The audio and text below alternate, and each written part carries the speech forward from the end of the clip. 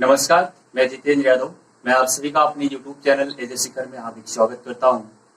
आज की क्लास में हम लोग class 12th physics first paper का चौथा चैप्टर स्टार्ट करेंगे, जो कि है वैद्युत धारिता। इस इंग्लिश में कहा जाता है इलेक्ट्रिक कैपेसिटर।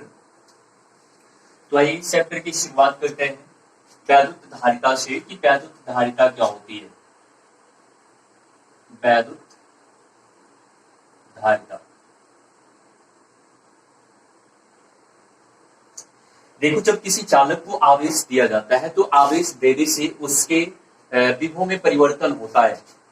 तो विभव में परिवर्तन होगा तो जाहिर सी बात है कि अगर कहने का मतलब क्या है कि आवेश दिया जाएगा तो आवेश देने के साथ साथ उसके विभव में क्या होगा, परिवर्तन होगा। तो विभव परिवर्तन होगा तो दिया गया आवेश और विभव परिवर्तन दोनों के अनुपात को कहा जाता है वैद्युत धारिता। वैद्युत धारिता की मात्रक की अगर हम लोग बात करें तो इसका मात्रक इसके फार्मूले के माध्यम से हो जाएगा कूलाम प्रति वोल्ट, और एक ये मात्रक होता है फैरेड। ठीक ना। तो वैद्युत धारिता के दो मात्रक होते हैं, एक होता है कूलाम प्रति वोल्ट और एक होता है फैरेड। और डिफिनीशन में एक बार फिर से बता देता हूं कि जब किसी चालक को आवेशित किया जाता है, मींस उसे आवेश दिया जाता है, तो उसके विभव में परिवर्तन होता है। तो दिए गए आवेश तथा विभव परिवर्तन के अनुपात को वैद्युत धारिता कहते हैं। इसका मात्रक कूलाम प्रति वोल्ट या फिर फैरेड होता है। इसके बाद में आगे बात ही आती है कि धारिता कौन सी राशि है, तो ये अदिश राशि है। वैद्युत धारिता अदिश राशि है। बीमा के बारे में आगे हम लोग इसकी चर्चा करेंगे कि बीमा क्या होती है। तो बीमा के लिए इसका सूत्र याद रखिएगा, C बराबर Q/V होता है। तो चूंकि आपको पता है कि आवेश मूल राशि नहीं है, धारा गुणित समय लिखेंगे, और ये भी नहीं है तो इसे आप लिखोगे W/Q। तो ये तो IT ऐसे ही रहेगा, और इसको लिखा जा सकता है बल गुणित विस्थापन, और आवेश को फिर IT लिखेंगे। तो ऊपर ले जाएंगे तो ये I²T² हो जाएगा और नीचे FS रहेगा। चूंकि बल की बीमा MLT-2 मैंने बताया कि याद करके रखिए। तो ये C बराबर हो जाएगा, धारा को लिखेंगे A तो A2 हो जाएगा। उसके बाद में ये बन जाएगा समय T2, और नीचे क्या है, बल की बीमा लिखेंगे MLT-2, और उसके बाद विस्थापन को लिखेंगे L। तो M ऊपर गया तो M-1 हो जाएगा, L और L2 हुआ, ऊपर गया तो L-2, T2 है, T ऊपर गया तो ये बना लेगा T4, और उसके बाद में फिर A2। तो कहने का मतलब क्या है कि इसकी जो विभा होगी वो M-1, L-2, T4, A2 हो जाएगी। तो इतनी बातें आप लोगों को वैद्युत धारिता के बारे में जानना है। इसके बाद में एक छोटा सा सूत्र जानेंगे हम लोग, विलगित गोलीय चालक की धारिता। विलगित गोलीय चालक की धारिता, विलगित गोलीय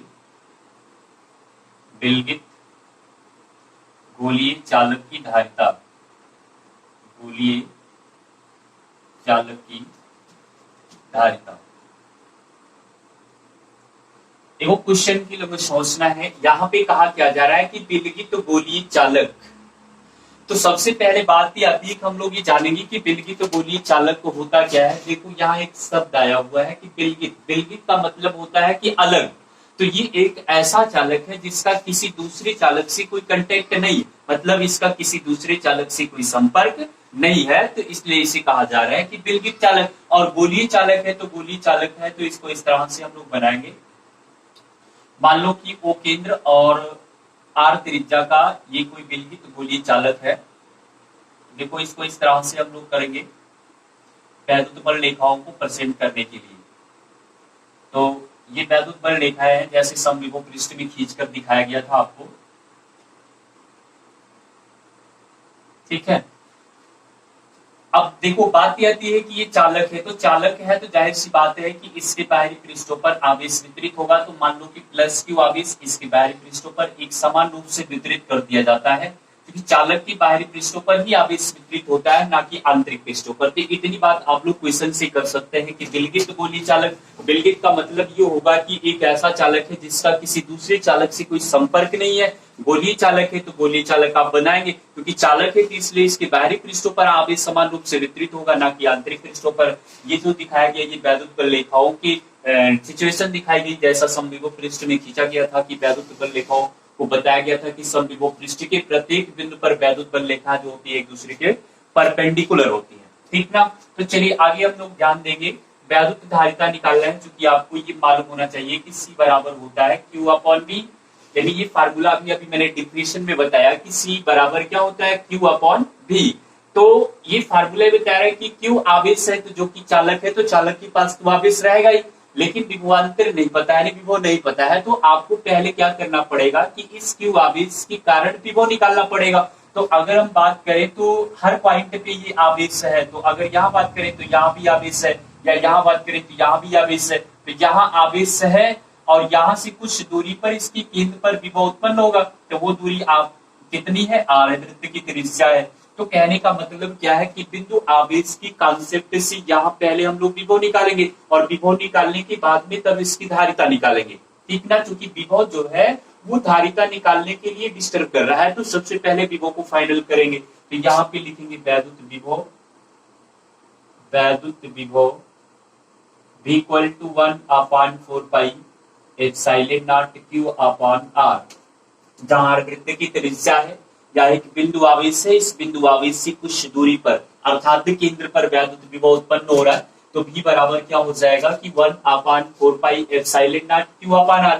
जो विभव पता हो गया तो वैद्युत धारिता निकालने में कोई डाउट नहीं है, निसंकोच निकाल सकते हैं। तो यहाँ पे लिखेंगे कि वैद्युत धारिता C बराबर, तो C बराबर फार्मूला होता है Q अपॉन V। तो Q अपॉन V की वैल्यू 1/4 पाई एप्सिलॉन नॉट और ये Q अपॉन R हो जाएगा। तो C बराबर इसका जब बटा आप पलटोगे तो ये हो जाएगा 4 पाई epsilon not into R farad, क्योंकि वैद्युत धारिता का मात्रक आपको फैरेड बताया गया है। तो ये हो जाएगा किसी विलगित गोलीय चालक के कारण वैद्युत धारिता। सूत्र याद रखना, कंडीशन के साथ न्यूमेरिकल में काम लगेगा कि अगर जब कहेगा कि कोई विलगित गोलीय चालक है, मींस कोई गोलीय चालक बोलेगा, तो गोलीय चालक की धारिता के लिए सूत्र आप यही लगाएंगे C बराबर 4 पाई एप्सिलॉन नॉट इनटू R, जहां R वृत्त की त्रिज्या है, ठीक है। तो अब देखो, अगर इसकी थ्योरी लिखना है तो थ्योरी में उसने पहले क्या बोला है कि एक कोई विलगित गोलीय चालक है, तो आप लोग क्या करेंगे कि माना O केंद्र कैपिटल R त्रिज्या का कोई एक विलगित गोलीय चालक है जिसके बाहरी पृष्ठों पर प्लस Q आवेश एक समान रूप से वितरित है। तो इतनी बातें आपको इसके चित्र के बारे में केवल लिख देना है, आगे कैलकुलेशन छोटा सा है, ठीक है, सूत्र निकल जाएगा। चलिए आगे बढ़ते हैं। अब आगे के क्रम में हम लोग जानेंगे किसी चालक की स्थितिज ऊर्जा, किसी चालक की स्थितिज ऊर्जा। देखो इस सूत्र से हम लोग इंटीग्रेशन, मतलब सूत्र को इंटीग्रेशन मेथड से भी लगा सकते हैं और वैसे बिल्कुल एक बेसिक मेथड से भी लगा सकते हैं। तो मैं आपको बेसिक मेथड बिल्कुल बता रहा हूँ जो बिल्कुल सिंपल है। तो सबसे पहले हम लोग ये जानेंगे चालक की स्थितिज ऊर्जा क्या होती है, इसकी डेफिनेशन क्या है। देखो चालक की स्थितिज ऊर्जा जो होती है उस चालक को आवेशित करने में किए गए कार्य के बराबर होती है। आई मीन्स किसी चालक को आवेशित करने में किया गया कार्य उसकी स्थितिज ऊर्जा कहलाती है। तो आप यहाँ इसकी डेफिनेशन लिख सकते हैं कि किसी चालक को आवेशित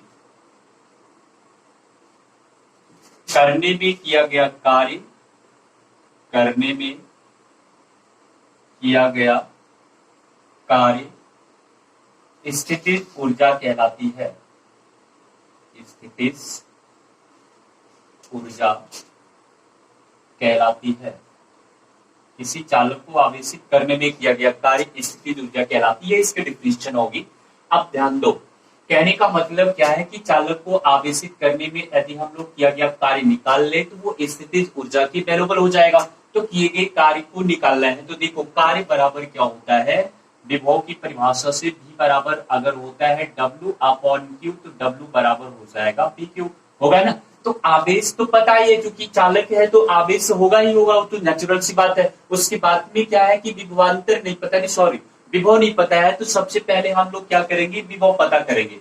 तो ध्यान दीजिएगा, चालक को आवेशित करने से पूर्व, चालक को आवेशित, ये मान लिया जाएगा कि माना चालक को आवेशित करने से पूर्व, आवेशित करने से पूर्व जो आवेश है, चालक को आवेशित करने से पूर्व जो आवेश है वो क्या है, जीरो है, ठीक ना।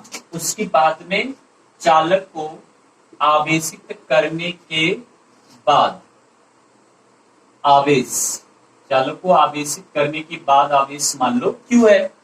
तो अब जरा ध्यान देना, अगर यहाँ पे चालक को आवेशित करने से पूर्व आवेश शून्य था, तो इसके कारण उत्पन्न विभव भी क्या होगा, शून्य हो जाएगा। और यहाँ पे जो विभव होगा वो कितना हो जाएगा, Q आवेश के कारण उत्पन्न विभव जो होगा वो भी हो जाएगा। देखो, चालक को आवेशित करने से पहले जो विभव था वो शून्य था, और बाद में कितना हो जा रहा है, V हो जा रहा है। तो अगर हम लोग यहाँ पर औसत विभव की बात करें, इसके एवरेज की बात करें, तो औसत विभव जो होगा वो हो जाएगा 0 प्लस V बटा 2, यानी V/2 आएगा। औसत निकालने का सूत्र क्या होता है कि जिसका निकालना उसे जोड़ दो, और ये जितने हो उतने से भाग करा दो। दो विभव है, दोनों को जोड़ देंगे, और दो हो गया इसलिए 2 से भाग कराएंगे, तो 0 प्लस V/2 बराबर हो जाएगा V/2। ये औसत विभव आया, क्योंकि कार्य निकालने के लिए विभव की जरूरत थी, तो ये भी निकल गया। उसके बाद में अब आप लोग क्या निकालेंगे, कार्य।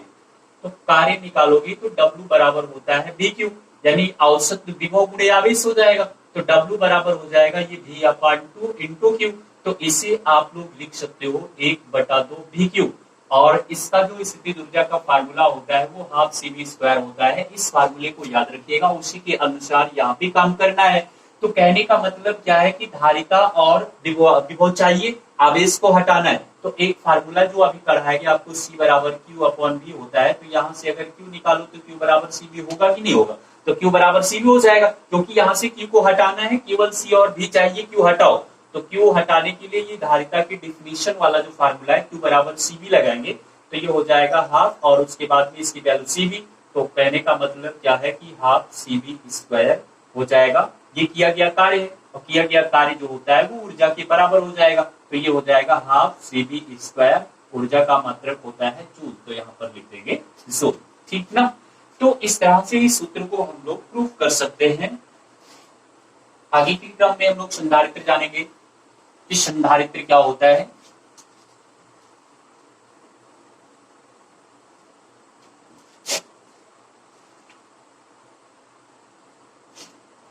ध्यान दो, संधारित्र कैपेसिटर बोलते हैं इंग्लिश में। ऐसा निकाय होता है संधारित्र जिसके आकार में कोई परिवर्तन ना करे, फिर भी हम आवेश की पर्याप्त मात्रा इसमें संचित कर सकते हैं। मतलब क्या, डिफिनीशन ध्यान से सुनिएगा कि ऐसा निकाय या ऐसा समायोजन जिसके आकार में परिवर्तन किए बिना आवेश की पर्याप्त मात्रा, जितना चाहो उतना, यानी आवेश की पर्याप्त मात्रा संचित की जा सके, तो उसे कहेंगे संधारित्र। तो यहाँ पे मैं डिफिनीशन लिख दे रहा हूं कि ऐसा समायोजन, ऐसा समायोजन या निकाय जिसके आकार में परिवर्तन किए बिना, जिसके आकार में परिवर्तन किए बिना आवेश की पर्याप्त मात्रा संचित की जा सके, आवेश की पर्याप्त मात्रा संचित की जा सके, संचित की जा सके। तो ये इसकी डेफिनेशन होती है कि ऐसा समायोजन या ऐसा निकाय जिसके आकार में परिवर्तन किए बिना आवेश की पर्याप्त मात्रा संचित की जा सके, उसी कहेंगे संधारित्र।